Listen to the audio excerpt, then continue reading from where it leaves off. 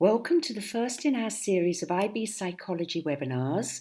This one is on the Psychology IA report and how to support your students through it. We also have other IB Psychology webinars coming up over the next few months. So, from abstract to appendices, we included this picture because we're not sure if it's a picture of the student doing their IA or the teacher trying to mark it. So the aims of this webinar are to identify the four main problems students have with the IA, suggest solutions that you can help them with, and suggest some ideas to help their organisation and ultimately your organisation of the IA. A couple of questions we asked in the webinar of our viewers were for how many years they'd been supporting students with the IA and how many psychology students they personally had for the IA. And here's a quick IA overview. You can see that the higher level IA report is a larger and more substantial offering than the standard level. It's 1,500 to 2,000 words. For the higher level IA, the students need to look at least 2 relevant background studies that they include in their introduction. For both higher and standard level, though, they only need to manipulate one IV and measure the effects on one DV, dependent variable.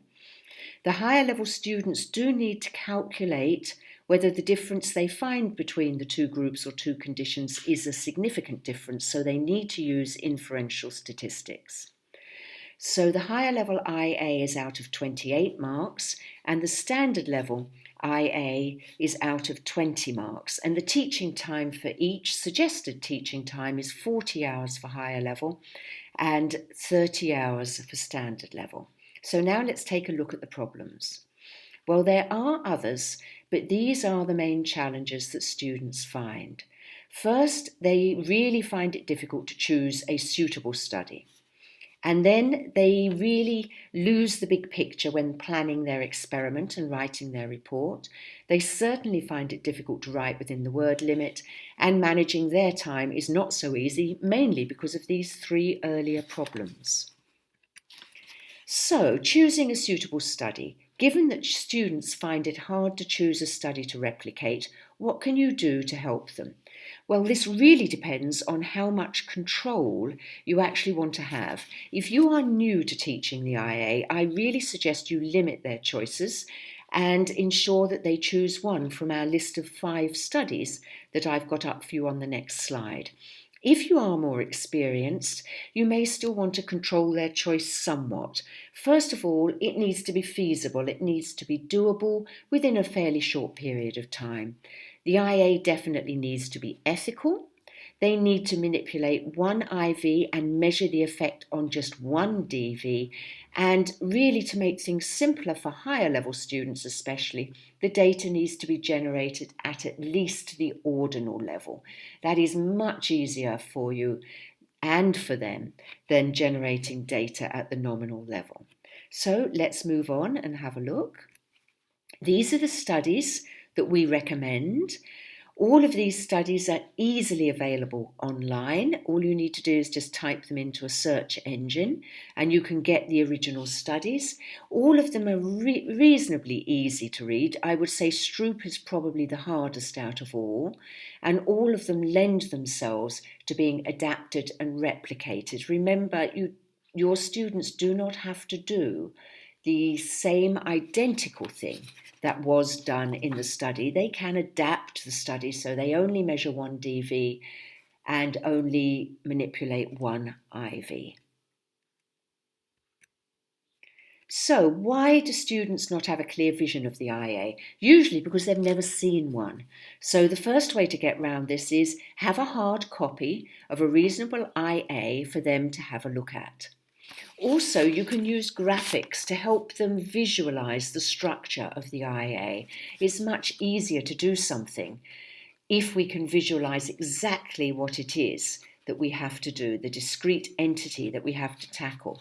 Another way to help them plan carefully is to have them write the abstract first. That seems a strange idea, but I will say more about that later. But really, when you consider all the abstract is is a summary of what was done. Well, a summary of what was done can easily serve as a plan for what the student intends to do. So, on the Tutor to Use site, you will find a model answer for both higher level and standard level that you're free to print out and share with your students. To avoid any risk of plagiarism, I'd be inclined not to give it to them in electronic form, but really it comes up to you. As long as you keep a check on what they write, it's no problem. It is a somewhat unusual study, but it is one that lends itself to the IA, so certainly they could use this one if they wish to replicate this study. So here's the link where you can access the model answer for both higher level and standard level. This was not written by a student, by the way. It was written specially for purpose. So here's a graphic that I used for my students to show them the structure of the IA. There really are just 4 important sections and then many other subsections. So if they can focus on those 4 important sections, students will have a better idea of what the IA looks like. This helps them focus. I really suggest they make their own graphic. You have yours up on the wall, but if they want to, get them to make their own graphic in the form of a map, in the form of a Venn diagram, in the form of their route through their IA. Writing within the word limit. It's extremely heartbreaking to see a student get to the end of their IA and there's several hundred words over the count, especially if there's pressure of time as well. I strongly suggest you have a suggested word count for each section. And I also think it's a good idea to train students a little bit by running your own Reduce Your Words exercise. So if we look first at what the first might look like. Suggested minimum word counts. This is what I've always used for my students. These are minimum, but I also tell them not to go more than 50, 100 at most for higher level words over these for anything. Because, as you can see, they add up nearly to the limit already.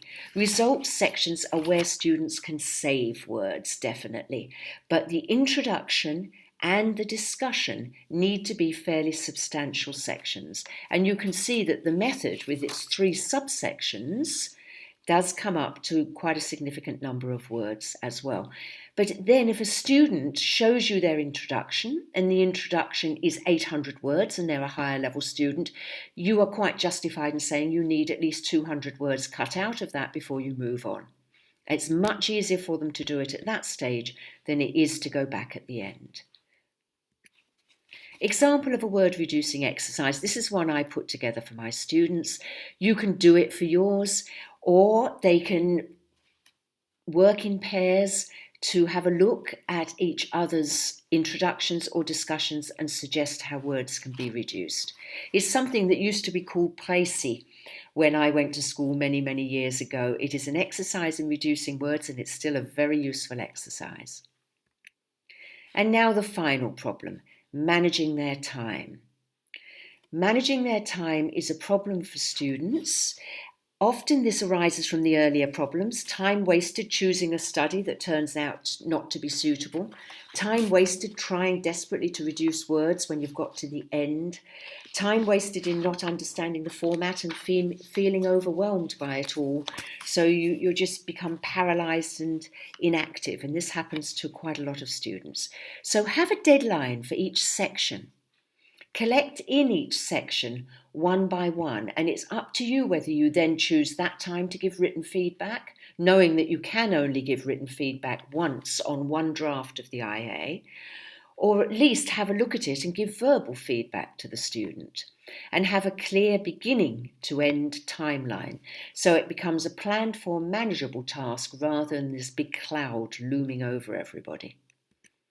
So, this is how a deadline for each section can be managed. Imagine that the students have written their introductions. So you group them by their study or by their topic, if possible, and have a group read of the relevant section. They have to bring enough printouts for the group members to have one each, and they should also read their own work out loud, because you know how many typos and repetitions we can find just by reading our own work aloud. Small groups of 3 or 4 is plenty. The whole group reads the section and gives feedback to the student, and they do this round the group. This should take a whole lesson. The student goes away and for homework revises the section according to the peer feedback given, so long as they agree with it. It is ultimately their IA. If it's suggestions to reduce the words, they should definitely do it. They come back the next day or on the deadline day and they give in the section for the teacher for written or, if you prefer, for verbal feedback. If someone has not come with their introduction or whatever section it is that you're doing a group read on that day, if they haven't come with it, then you assume they haven't done it. So they have to sit and they have to work on it and they have to be ready with it finished at the end of the lesson so that you or another student can sit down and give them advice on how to revise it. So don't let them join in the group read of other people's work if they haven't done their own, is my recommendation. Sounds a bit harsh, but it does work. And students generally like to share their work with the other students. Possible timelines. There are several different ways to approach this. Some teachers like to start before the summer break with the students doing their experiments and getting their background reading before the summer break. In most schools, unless you're teaching in Australia, the summer break starts in end of June or middle of July, towards the end of July. Other teachers are far more receptive of your students going into their class to conduct an experiment in June or July than they may be in September or October. This is quite a good plan. However, you can choose to start just after the summer break and students give in their final or their draft just after the winter break. You can do it all within 1 month. Certainly it can be done all within 1 month, so you have an IA month, and that is not at all a bad idea. And then I was leading a workshop recently, and a teacher told me that what she does, the students start before the summer break, they write their appendices before the summer break, they conduct their experiment, they get all their materials together, they have their background studies there, and then she has one scheduled IA writing day for psychology. And they come in and straight after their form break, their registration, they start writing and the teacher is there, all the resources are there in the room. It's normally done in the computer lab or in a classroom and they bring their own laptops in. And she says they do get it written. They get the draft written and they have to give in what they've written in a printed out hard copy at the end of the day. And she promises it works. It'd be interesting to know what people think about this, what opinions they have. Obviously, a student needs to do a lot of work before coming to an IA writing day. So if we have a look at the innovative idea I had earlier about writing the abstract first. So the student says, okay, I've chosen my study. All right, I'm going to write an abstract in the form of a plan of what I'm going to do. The teacher reviews the suitability of the experiment and the method. The student revises it, maybe even goes away and chooses another study, or they carry on with the IA. And after completing the IA, the student completes the abstract. This is what an abstract written first might look like. I beg your pardon, I've got those titles round the wrong way. This is what an abstract written first might look like, even though it says final abstract. This experiment will be a partial replication, so it's in the future. I'm going to pause there. Okay, I'm resuming. I was just checking something. This is actually the early abstract, not the final abstract. I've just noticed the fact that the headings have somehow got reversed. So the student has said which experiment they're going to partially replicate, what the aim of their experiment is, what their methodological design is going to be, what their hypotheses are, how they will allocate students to groups, what their procedure will be, and how they expect their results to be laid out. Of course, they cannot say what their results are going to be. They haven't conducted their experiment yet. If we now look at the final one, which is unfortunately labelled early, we can see that all they had to do was put this in the past tense and plug in their results, and then their abstract was complete. And the abstract is something that's often written in a terrible rush at the end of the experiment. By the way, there is no word limit on an abstract. It doesn't matter that this one is over 250 words. If you check the IB criteria, there actually is no word limit on an abstract. Second innovation was the IA Writing Day. I've only ever come across one teacher who did this, but she promised it worked extremely well, and she had a fairly large class of about 17 or 18 students doing it together, and it was higher level. I'm anticipating questions I might get at any time about this. It was a higher level one, and it did work. She said the drafts that were given in, at the end of the day, she took a quick look through, and if any was totally inadequate, she gave them back to the student. The rest actually were marked as their drafts. So it might be worth you thinking about it. Finally, it's extremely important to have materials available and encourage peer support. Suitable original studies should be available in hard copy. We've already told you where you can find 2 suitable studies.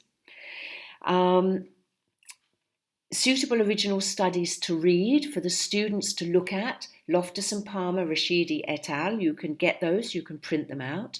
Sample IAs, as I said, we've told you where you can find them. And if students do want to plough their own furrow and go it alone, make them present to a student ethics committee, just to be sure that their study is going to be ethical, and also this is something students really enjoy, and it gives them excellent insight into the ethics of conducting the IA. The resources in the webinar that is going to be conducted today will be posted in John Crane's Facebook group. Also, you can sign up for our daily digest and visit our website. Thank you for listening to this webinar.